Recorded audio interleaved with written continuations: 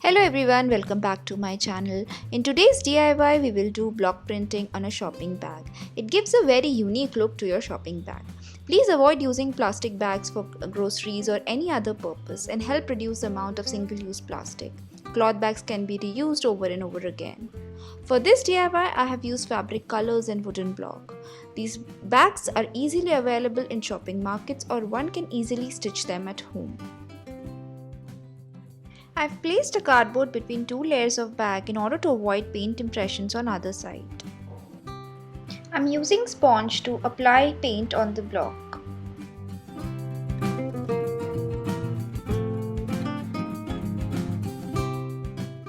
After applying paint, press the block hard against the cloth.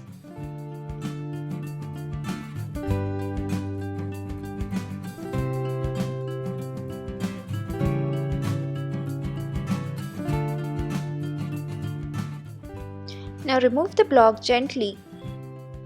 Now repeat the process again.